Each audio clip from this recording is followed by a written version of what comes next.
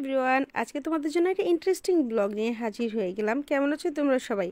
আজকের ব্লগটা আমি 100% গ্যারান্টি দিয়ে বলতে পারি তোমাদের অনেক উপকারে আসবে এবং অনেক ভালো লাগবে।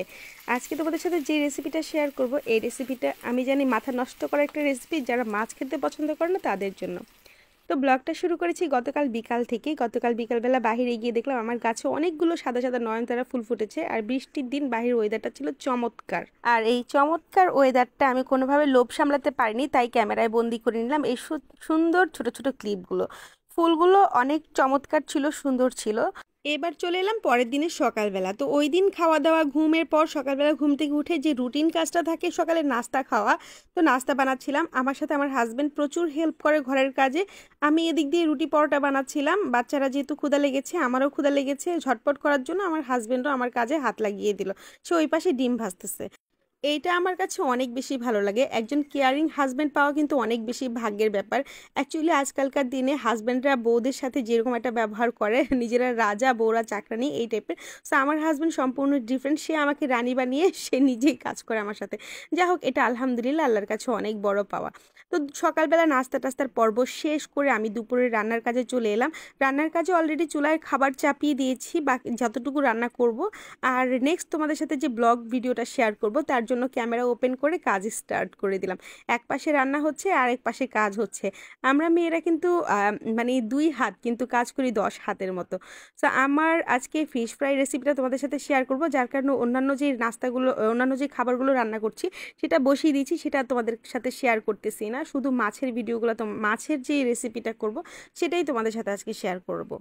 মাছের রেসিপিটা করার জন্য আমি নিয়েছি বড় সাইজের কাতলা মাছ। আমার হাজব্যান্ড কিছুদিন আগে বাজার থেকে বড় সাইজের কাতলা মাছ এনেছে, তাই ভাবলাম তোমাদের সাথে এই ফিশ ফ্রাই রেসিপিটা শেয়ার করাই যাক, যেটা আমি খুব পছন্দ করি। আর কাতলা মাছের পিসগুলোকে আমি সাইজ করে কেটে নিয়েছি আমি আমার পছন্দ মতো। তোমরা তোমাদের পছন্দ মতো সাইজ করে নিবে। এখানে আমি চিকেন ফ্রাইটা যেই স্টাইলে রান্না করি, ফিশটাকে সেই ফ্রাই স্টাইলে রান্না করব। এখানে আমি দিয়ে দিলাম সয়া সস, ওয়েস্টার সস, তারপরে গোলমরিচ, লাল মরিচ, হলুদ গুঁড়ো, মানে এক্সেট্রা যত ধরনের মশলা আমরা মাংসে ইউজ করি বা মাছ তরকারিতে ইউজ করি। আর বাটা মশলা দিয়ে দিলাম, আদা রসুন বাটা এখানে দিয়ে দিয়েছি, জিরা গুঁড়া দিয়েছি, ধনিয়া গুঁড়া, হলুদ গুঁড়া, মরিচের গুঁড়া, গরম মশলা গুঁড়া, ইচ অ্যান্ড এভরিথিং, অনেক ধরনের মশলা। এবং 2 ধরনের হলো যে, একটা হলো ওয়েস্টার সস, একটা হলো সয়া সস, আর লেবুর রস, সব কিছু দিয়ে আমি ভালো করে এটাকে মেখে 20 মিনিটের জন্য ম্যারিনেট করে রেখে দিব। দেন 20 মিনিট পরে আমি আবার চলে এলাম। এখানে আমি একটুখানি দিয়ে দিব চালের গুঁড়ো। এই চালের গুঁড়াটাকে আমি সংরক্ষণ করেছি শুকনা করে, যখন ওয়েদারটা, এখন তো বর্ষাকাল, চালের গুঁড়া সংরক্ষণ করতে হবে ডিপের মধ্যে। আর আমি যখন ওয়েদার যখন ভালো থাকে, রোদের সময় আমি কি করি, অনেকগুলো চালের গুঁড়া ভাঙিয়ে সেটাকে আমি হলে পট করে রেখে দিই। এভাবে সারা বছর সংরক্ষণ করা যায়। চালের গুঁড়ার পর আমি এখানে দিয়ে দিলাম ভেষন। ভেষনটা হলো যে, ভেষনও আমি সেম ক্যাটাগরিতেই সংরক্ষণ করি।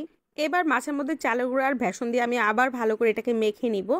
এটাকে চাইলে আপনারা হলো যে যেই চালের গুঁড়া এবং ভেষন সব কিছু যেরকম একটা বেটার তৈরি করি সেভাবেও করতে পারেন, কোটিং করে। বাট এটা এভাবে খেতেই আমার কাছে ভীষণ ভালো লাগে। যেহেতু আমি ভাতের সাথে খাবো, তাই এটা এইভাবে করে ভেজে নিব। উপরটা একদম মচমচে থাকবে, ভিতরটাও মাছটা একদম পুরো জুসি টাইপের থাকবে। আমার মাখামাখি হয়ে যাওয়ার পর আমি আবারও রেস্টে রেখেছি 10 মিনিটের মতো। রেস্টে রেখে একদম তারপর আমি ভাজতে চলে এলাম। আর আমি তেলটাকে হলো যে লো হিটে রেখেছি। একদম হাই হিটে দিলে এটা জ্বলে যাবে এবং হলো যে মাছটা ভাজা ভিতর দিয়ে সম্পূর্ণ হবে না।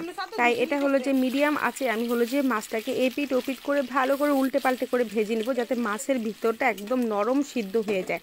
তো অলরেডি আমার মাছের কালার দেখা যাচ্ছে, কি সুন্দর চমৎকার একটা কালার। অলরেডি আমার মাছ ভাজা হয়ে গেছে। এখানে আমি যতটুকু মাছ দিয়েছি ততটুকু ভাজা হয়েছে, বাকিগুলো এখন আবার ভাজবো।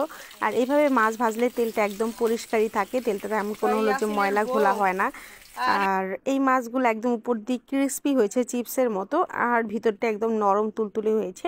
আমি খাওয়ার সময় তোমাদেরকে সেই ভিডিওটা শেয়ার করব। তো আমার মাছ ভাজা শেষ, দুপুরে খেতে বসে গেলাম। আসলে সেভাবে করে মনে ছিল না ভিডিও ক্লিপ আলাদা করে নেওয়ার জন্য, অল্প একটু রিলসের জন্য ভিডিও করেছিলাম, তো সেটাই তোমাদের সাথে এখন শেয়ার করছি। আজকের ভিডিওটা তোমাদের কাছে যদি ভালো লাগে, মানে আমার মাছ রেসিপিটা যদি তোমাদের কাছে ভালো লাগে, অবশ্যই কমেন্ট করে জানাবে। তোমাদের রিভিউর অপেক্ষায় থাকবো। আর আমার কাছে কি কি ব্লগ এক্সপেক্ট করো, অবশ্যই কমেন্ট করে জানাবে।